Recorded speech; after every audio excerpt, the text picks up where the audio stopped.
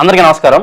ఇవాళ మనతో ప్రముఖ ఆధ్యాత్మికవేత్త జ్యోతిష్య పండితులు డాక్టర్ ముల్లపూడి సత్యనారాయణమూర్తి గారు మనతో ఉన్నారు. వారితో మాట్లాడదాం. గురుగారు నమస్కారం. నమస్కారం. నేను మనకంట గురుగారు, ప్రస్తుతానికి ఇది క్రోధినామ సంవత్సరం. రాబోయే రోజుల్లో, రాబోయే నెలల్లో అనుకోవచ్చు, ప్రకృతి విలయాలు ఎక్కువ జరగబోతున్నాయని చెప్పి కొంతమంది జ్యోతిష్కులు చెప్తూ ఉన్నారు. దానిలో భాగంగానే మన కేరళలో వరదలు రావడం చూసాం. సో ఇంకా వెళ్ళే కొద్ది ఇంకెక్కువ ప్రకృతి విలయాలు అనేవి ఎక్కువ అవుతాయని చెప్పి చెప్తున్నారు. మరి మీరేమంటారు? వచ్చే అవకాశాలు ఉన్నాయంటారా? మనం క్రోధినామ సంవత్సర ఫలితాలు మనం ఇక్కడే చెప్పుకున్నాం. అందులో మనమే కాదు, మొత్తం జ్యోతిష్కులందరూ, జ్యోతిష ప్రపంచం అంతా కూడా ఏం చెప్పింది? క్రోధినామ సంవత్సరంలో అరాచకాలు ఎక్కువైపోతాయి, కామం పెరిగిపోద్ది, కోపం పెరిగిపోద్ది, హత్యలు పెరిగిపోతాయి, మర్డర్లు, ఇలా అత్యాచారాలు, ఇలా రకరకాలు చెప్పారు. మరి అవుతున్నాయి కదా. ఇప్పుడు బంగ్లాదేశ్లో మనకేం జరిగింది ఇప్పుడు అంటే, ఇక్కడ దీనికి అంతటికీ కూడా కుజశనులు మెయిన్ కారకులు అనమాట. రాజుగా మరి వీళ్ళు ఉన్నప్పుడు యుద్ధాలకి ముందు కాలు దూవుతారు. ఒక దేశ ప్రధాని పారిపోయే పరిస్థితి వచ్చింది అక్కడ. అది చూసావు మరి. అందువలన గ్రహాలు లేవంటారు. మరి చూడు గ్రహాలు ఎలా.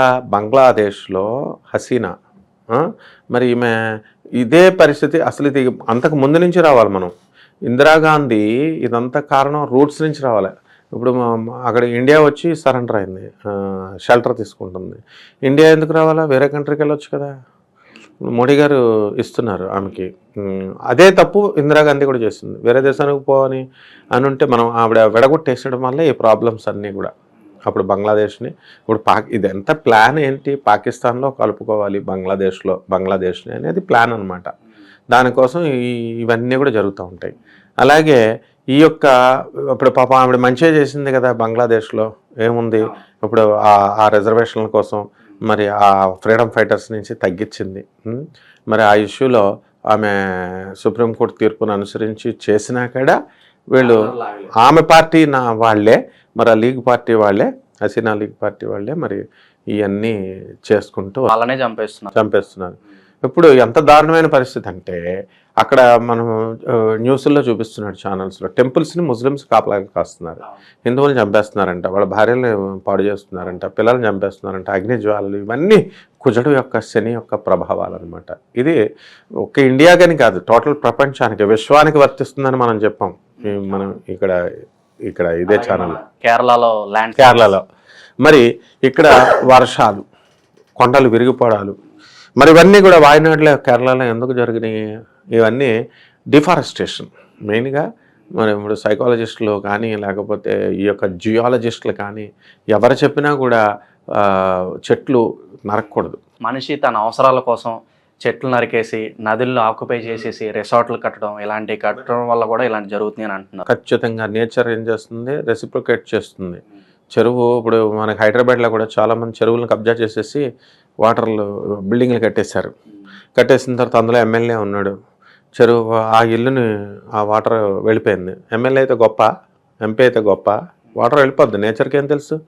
నువ్వు తన ఏరియాకి వెళ్ళి నువ్వు మూసేసి, చెరువుల్ని మూసేసి నువ్వు బిల్డింగ్లు కట్టేసుకొని రావద్దంటే వాటర్ నేచర్కి ఏం తెలుసు? 4 వర్షాలు నిజాంపేట మొత్తం మునిగిపోయేది అప్పట్లో వర్షాలు పడితే. ఎందుకంటే అదంతా చెరువు కట్టు ప్రాంతం పంచాయతీలో ఉన్నప్పుడు.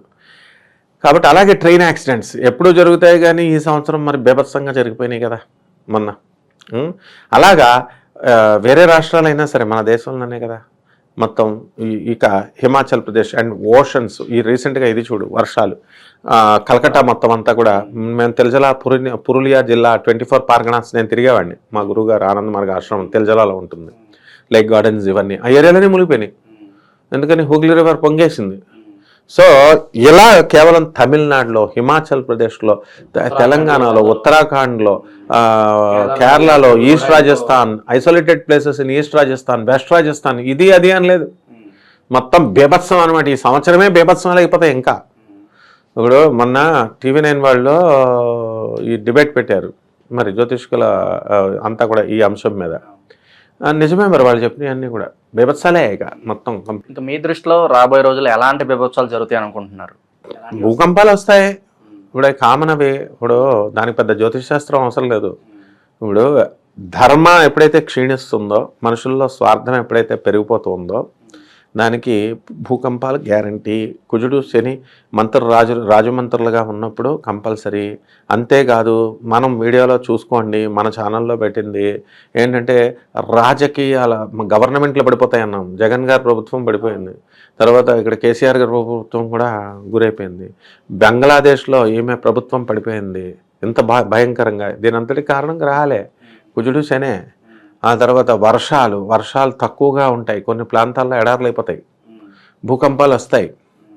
అంటే ఇంకలాగా నీళ్లు దొరక్క చాలా మంది బాధపడుతూ ఉంటారు, వాటర్ స్కార్సిటీ ఆల్రెడీ మనం బెంగళూరులో చూసాం. అవును,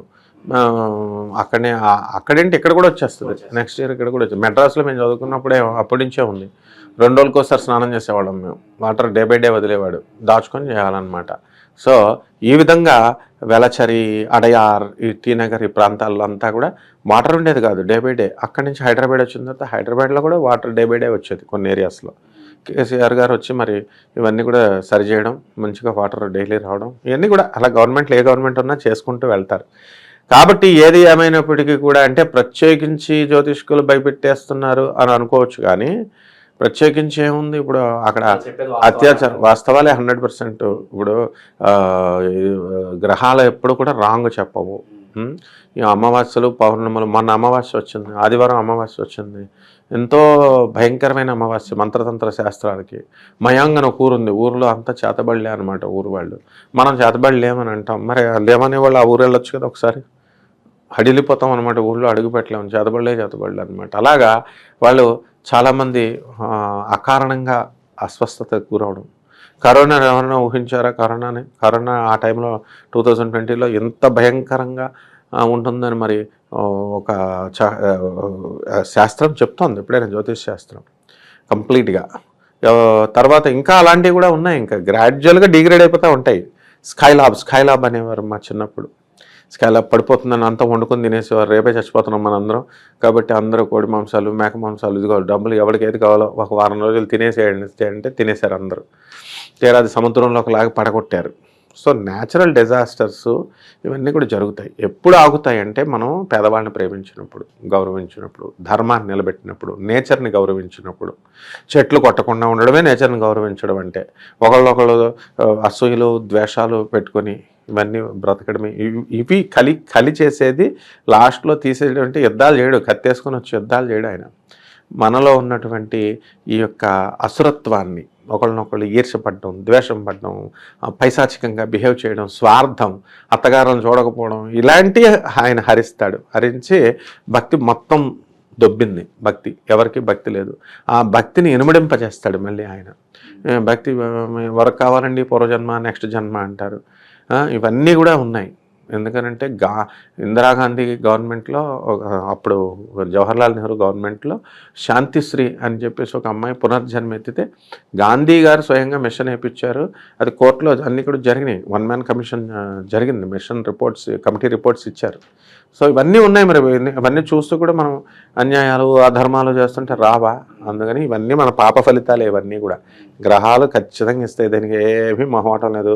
ఎవరన్నా ఇవేం జరగవు అన్నంత మాత్రాన్ని వీళ్ళేమన్నా చేస్తున్న తప్పుల వల్లే ఇలాంటివన్నీ 100% మనుషులు చేసిన వాటి వల్లే. నోరులేని పశువులు ఏం చెయ్యవు, నోరులేని బర్డ్స్ ఏం చెయ్యవు. 100% మనుషుల వల్లే. చెట్లను ఎవరు నరుకుతారు? పశుపక్షాలు నరుకుతారు, మనుషులు నరుకుతారు. ఈర్ష్య, అసూయాలు ఎవరు ఉంటాయి? మనకే ఉంటాయి, వాళ్ళకి ఏమి ఉండవు పాపం. మరి వీటికి సొల్యూషన్ ఏమంటారు సార్? ఇవన్నీ ఆగటానికి, లేదంటే మళ్ళీ నార్మల్ స్టేజ్? బ్రాడ్ మైండ్ నేర్చుకోవడం, బ్రాటప్ మార్చడం, నియో హ్యూమనిస్టిక్ ఎడ్యుకేషన్ పాలసీ రావడం. ఆనాడు మెకాలే ఎడ్యుకేషన్ సిస్టంతో మనకి బ్రిటిషర్స్ పెట్టినటువంటి ఎడ్యుకేషన్ సిస్టమ్ని మోడీ గారు నెమ్మదిగా స్లోగా అంటూ తీసుకొచ్చేసి ఎన్ఈపి సిస్టమ్ పెట్టారు, నేషనల్ ఎడ్యుకేషన్ పాలసీ. మనం పెట్టుకున్నాం. సో ఇలాంటి నవ్య మానవతా విద్యా విధానం, నియో హ్యూమనిస్టిక్ ఎడ్యుకేషన్ విధానం రొమానియన్ గవర్నమెంట్ ఫాలో అయ్యింది. ఈ రోజున రొమానియాలో ఏ గొడవలు లేవు. ఎందుకు? నియో హ్యూమనిస్టిక్ విద్యా విధానం మన గురుకుల విద్యా విధానంలో అక్కడ ఉంది, అది ఇంప్లిమెంట్ చేశారు. అది పిఆర్ సర్కార్, Prabhat Ranjan Sarkar garu Calcutta based philanthropist, Ananda Marga propounder ఆయన ఇచ్చారు. ఆయన ఇచ్చినటువంటి ప్రోగ్రెసివ్ యూటిలైజేషన్ థియరీ తీసుకొని doctor Ravi Batra garu world 3rd super star 1993లో ఎకనామిక్స్లో నోబెల్ ప్రైజ్ విన్ అయ్యారు. Is a professor in Methodist, Southern Methodist University యుఎస్ఏలో. అలాగే ఇప్పుడు కూడా ఉన్నారు ఆయన. మేధావులు తీసుకోవాలా, అలాగే మైక్రోబైటా థియరీ అని ఇచ్చారు.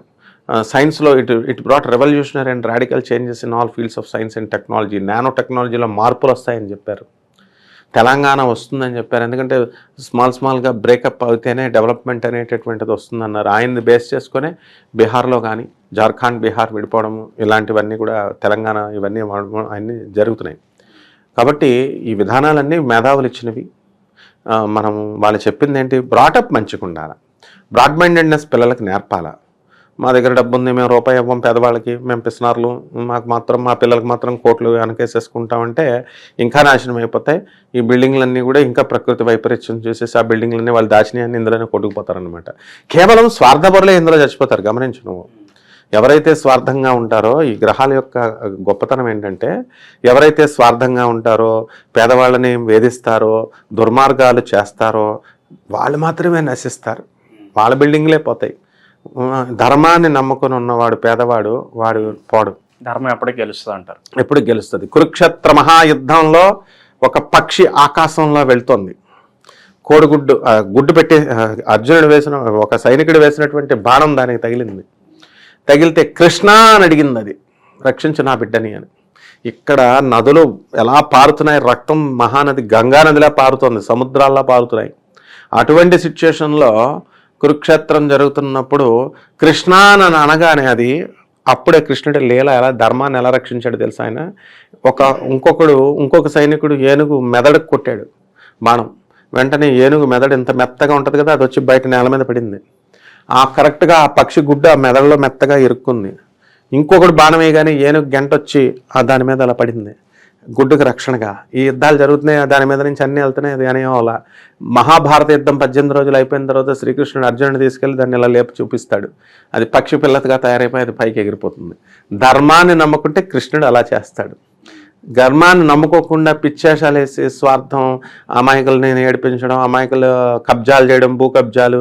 ఎవడైనా సరే, వాడు ఏ మినిస్టర్ అయినా, ఏ ఎమ్మెల్యే అయినా, ఎంపీ అయినా, వ్యాపారస్తుడైనా, అంబానీ అయినా, ఎవరైనా సరే అన్యాయం చేస్తే మాత్రం ఇదిగో ఇలాగే కుప్పకూలిపోతారనమాట. అది మాత్రం తథ్యం. అదే కుజుడు శని చేసేది. ఇంకా విలయ తాండవాలు జరుగుతాయి. పేదవాడికి ఏం భయం లేదు. ఇవన్నీ కూడా ధనవంతులకి అధర్మీలకి, అధర్మం చేసే వాళ్ళకే భయపడాలా. వాళ్ళ గుండెల్లో, ఇది నేను చెప్తున్నాను కదా, వాళ్ళ గుండెల్లో చూస్తారు వాళ్ళు. ఇంకా డిజాస్టర్స్ ఈ సంవత్సరంలోనే ఉన్నాయన్నమాట. సో టీవీ 9లో చెప్పినటువంటి జ్యోతిష్కులు చెప్పినటువంటి అన్నీ కూడా నగ్న సత్యాలు. అవన్నీ కూడా ఖచ్చితంగా జరుగుతాయి, అందులో డౌటే లేదనమాట. మనిషి చేసే తప్పులను అయితే మనం ఆపలేం సార్. ఆబ్వియస్లీ చేయాలని ఇంటెన్షన్ ఉన్నవాడు చేస్తూనే ఉంటాడు. మన చేతిలో ఏమన్నదంటే ఇలాంటి ప్రకృతి విలయాలు కాస్త తక్కువగా జరగాలని కోరుకుందాం సార్. ధన్యవాదాలు. ధన్యవాదాలమ్మా.